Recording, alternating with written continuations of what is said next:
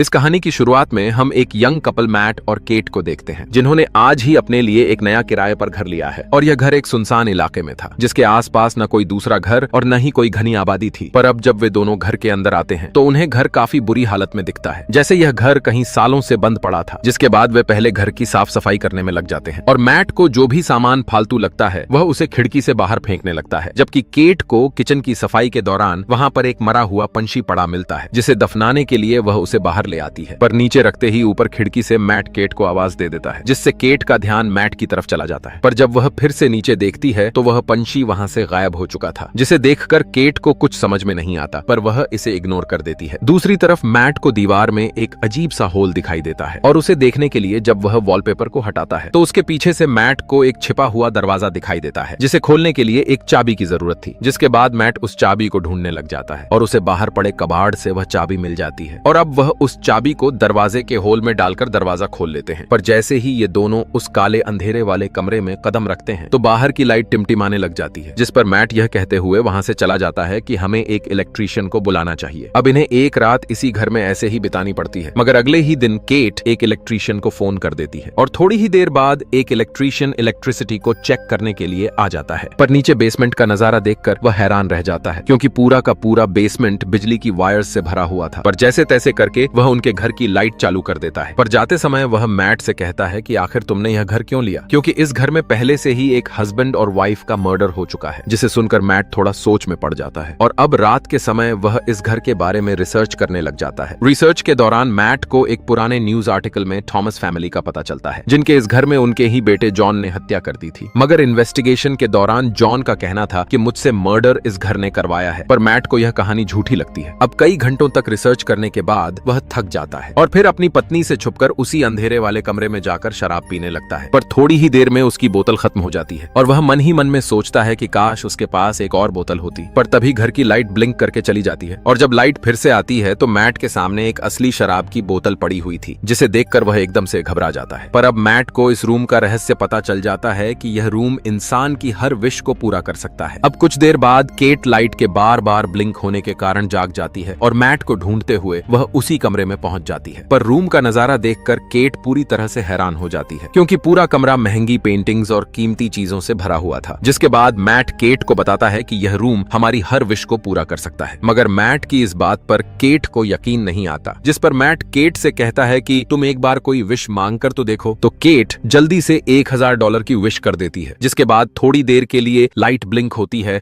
और पलक झपकते ही उनके पास $1000 आ जाते हैं। पर अभी भी केट को यह बात मजाक लग रही थी, तो वह $1 मिलियन की विश कर देती है। तो इस बार भी लाइट ब्लिंक होती है और उन्हें इस रूम में $1 मिलियन पड़े मिल जाते हैं। अब मैट और केट दोनों बहुत खुश होते हैं, क्योंकि यह रूम उनकी हर प्रार्थना को पूरा कर रहा था। वे जिस भी चीज की विश करते वह कुछ ही सेकंड में उनके पास आ जाती।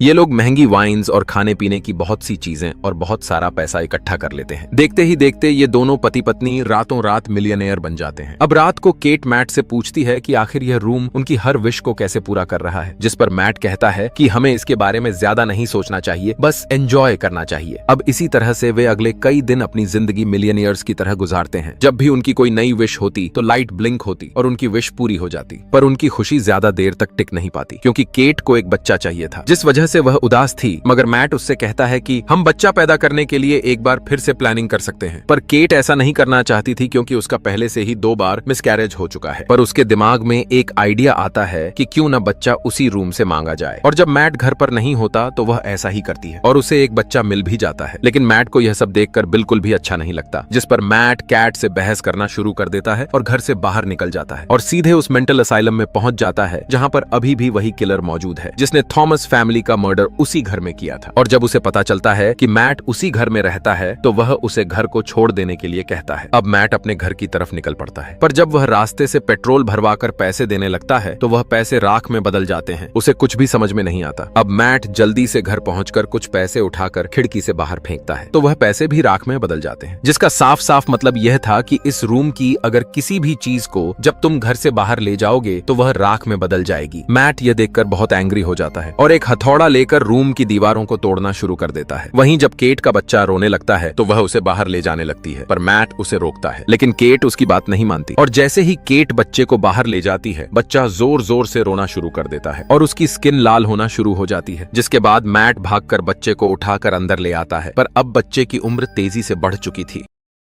ये सब होने के बाद मैट कैट को सब सच बता देता है कि वो कमरा उनकी हर विश पूरी कर सकता है, लेकिन एक शर्त है, उस कमरे से मिली चीज अगर घर से बाहर निकाली तो वो चीज कुछ ही देर में राख बन जाती है। ये बात सुनकर केट का दिल दुखी हो जाता है। फिर दोनों फैसला करते हैं कि वो बच्चे को घर के अंदर ही रखेंगे, उसे कभी बाहर नहीं जाने देंगे वरना वो मर जाएगा। अब वक्त गुजरने लगता है और कैट उस बच्चे को सब कुछ सिखाती है जैसे एक माँ सिखाती है और उसका नाम रखती है शेन। शेन दूसरे बच्चों से बिल्कुल अलग था, उसे किसी की बात का असर नहीं होता था, न वो किसी की बात मानता था। खाने के दौरान वो बर्फ खाता था और उसकी हरकतें एक आम बच्चे जैसी बिल्कुल भी नहीं थीं। लेकिन फिर भी कैट उसे अपना बेटा समझकर उससे बेपनाह मोहब्बत करती थी। वो शेन को समझाती कि घर के बाहर बुरे लोग हैं जो उसे नुकसान पहुंचा सकते हैं, इसलिए वो बाहर नहीं जा सकता। ये सुनकर शेन उदास हो जाता। वो कभी खिड़की से और कभी दरवाजे से बाहर की दुनिया देखता रहता। एक दिन शेन स्नो ग्लोब से खेल रहा होता है, तभी मैट वहां आता है। मैट को शेन से कोई लगाव नहीं था, इसलिए वो उसे डांट देता है कि यहाँ मत खेलो। शेन घबरा जाता है और उसके हाथ से ग्लोब गिर जाता है। अब रात के वक्त वो चुपके से मैट और केट की बातें सुनता है। दोनों उस कमरे के बारे में ही बात कर रहे होते हैं। ये सुनकर शेन सोचता है कि उस कमरे में जरूर कोई राज छुपा है, इसलिए वो टॉर्च लेकर घर में तलाश शुरू करता है और धीरे धीरे बेसमेंट तक पहुंच जाता है। वहां उसे बहुत सारी वायर्स और अजीब सा सिस्टम दिखता है। आखिरकार वो उस कमरे तक पहुंच जाता है और सब कुछ समझ जाता है। रात भर घर की लाइट्स ब्लिंक करती रहती हैं, लेकिन मैट और केट नींद में होने की वजह से कुछ महसूस नहीं करते। अगली सुबह मैट जब उठता है तो उसे बेड के पास एक नया स्नो ग्लोब मिलता है, जबकि पुराना टूटा हुआ ग्लोब भी वहीं पड़ा होता है। ये देखकर मैट घबरा जाता है और तुरंत केट के पास जाकर पूछता है, क्या तुमने ये ग्लोब विश किया था? केट कहती है, नहीं, मैंने ऐसा विश नहीं किया। तभी लाइट्स दोबारा ब्लिंक करने लगती हैं और मैट समझ जाता है कि ये सब शेन का काम है। दोनों तुरंत उस कमरे की तरफ भागते हैं। वहां पहुंचकर वो देखते हैं कि शेन ने कमरे से अपने लिए एक बड़ा आउटडोर एरिया विश कर लिया है। यहाँ एक जंगल, खुला आसमान था और वो वहाँ खुशी से खेल रहा होता है। केट अपने बेटे को देखकर खुश होती है और उसके साथ खेलने लगती है, लेकिन मैट ये सब देखकर बहुत परेशान हो जाता है। उसे डर होता है कि कहीं शेन उस कमरे से कोई खतरनाक चीज जैसे बंदूक वगैरह न मांग ले, इसलिए वो शेन का हाथ पकड़कर उसे वापस घर के अंदर ले आता है। मैट अब उस कमरे की चाबी अपने पास रख लेता है और शेन को वहां जाने से मना करता है, पर कैट उसे रोकती है। वो कहती है, जब हम उसे बाहर जाने नहीं देते तो कम से कम उसे उसके बनाए हुए आउटडोर में रहने तो दें, वहां उसे कोई खतरा नहीं। लेकिन मैट कहता है, तुम नहीं समझती, शेन अभी बच्चा है, अगर उसने गलती से कुछ गलत विश कर ली तो हम दोनों मुसीबत में पड़ जाएंगे।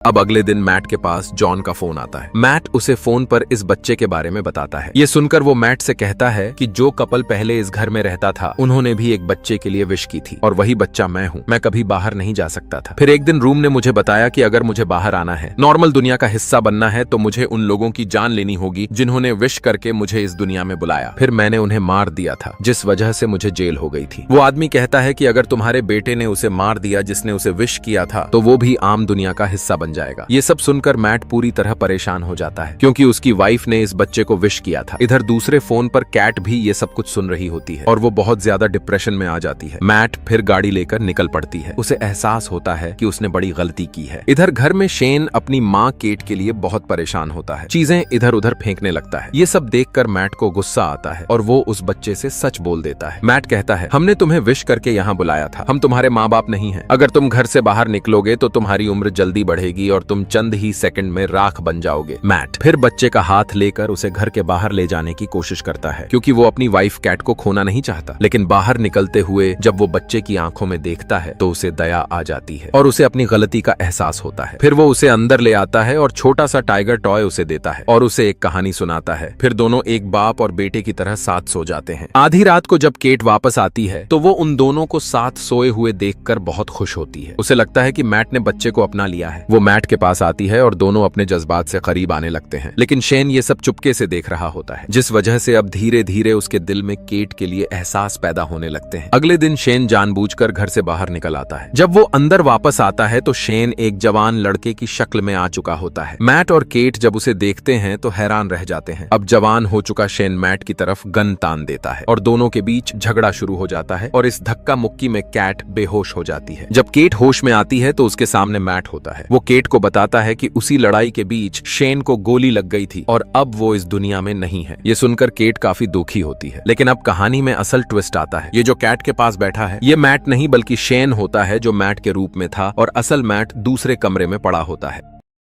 इधर केट को भी नकली मैट में कुछ बदलाव नजर आते हैं और अब जल्द ही उसे शेन की बर्फ खाने की आदत से पता चल जाता है कि ये शेन है जिसने कमरे से विश करके अपने आप को मैट का रूप दे दिया था। दूसरी तरफ असली मैट समझ जाता है कि वो अकेला इस घर में फंसा है। शेन ने उसकी वाइफ को विश के जरिए किसी और जगह शिफ्ट कर दिया था। अब वो घर से निकलने के लिए दीवार तोड़ता हुआ वायर्स क्रॉस करके उस रूम तक पहुंचता है जो अब एक जंगल बन चुका था। यहाँ मैट को पता चलता है कि शेन ने रूम का यूज करके इस जगह को बहुत बड़ा बना दिया है और की तरह एक डुप्लीकेट हाउस भी क्रिएट कर लिया था। मैट समझ जाता है कि शेन ने केट को किडनैप करके इस डुप्लीकेट हाउस में रखा है। अपनी वाइफ को बचाने के लिए मैट जंगल में दौड़ता हुआ उस घर में पहुंच जाता है जहां शेन केट के साथ जबरदस्ती करने की कोशिश कर रहा होता है। मैट को देखकर शेन फिर लड़ने के लिए तैयार हो जाता है। तभी कैट को भी दोनों का असली चेहरा समझ नहीं आता क्योंकि दोनों बिल्कुल सेम होते हैं। तभी कैट होशियारी से शेन का नाम लेती है। शेन उसकी तरफ देखता है और केट पहचान लेती है। फिर वो शेन को धक्का देती है और वो जमीन पर गिरते ही अपने असली रूप में आ जाता है। इसके बाद मैट और केट भागकर रूम से निकलने की कोशिश करते हैं लेकिन नहीं निकल पाते क्योंकि शेन ने विश की होती है कि दोनों इसी घर में फंसे रहें। तभी मैट रुक जाता है और फिर मैट एक होशियारी वाली विश करता है कि उनके क्लोन्स अंदर रहें और उनका असली रूप बाहर निकल जाए। तभी शेन आकर मैट को चाकू मार देता है और फिर कुछ ही देर बाद उसे पता चल जाता है कि ये मैट और केट के क्लोन्स हैं और असली मैट और कैट जंगल की तरफ भाग चुके हैं। ये देखकर शेन उनके पीछे दौड़ता है और असली हाउस में पहुंचकर शेन मैट पर अटैक करता है लेकिन मैट उसे पकड़कर घर से बाहर खींच लेता है। फिर शेन अपनी जान बचाने के लिए वापस दरवाजे की तरफ भागता है लेकिन केट भी दरवाजा बंद कर देती है। फिर शेन उसे बहलाने की कोशिश करता है और कहता है, माँ प्लीज दरवाजा खोलो, लेकिन कैट अब सब समझ चुकी होती है और फिर शेन धीरे धीरे बूढ़ा होता हुआ राख में बदल जाता है। अब कैट रोती हुई उस राख को उठाती है क्योंकि उसने शेन को अपना बेटा समझा था। तभी मैट आकर उसे संभालता है और दोनों गले लग जाते हैं। सीन कट होता है और हमें कुछ महीने बाद मैट और कैट दिखते हैं जो एक छोटे घर में सेट हो जाते हैं। एक दिन केट घबराकर प्रेगनेंसी टेस्ट करती है जो पॉजिटिव आता है, यानी उनका अपना एक बेबी आने वाला है और इसी के साथ ये शानदार कहानी खत्म होती है।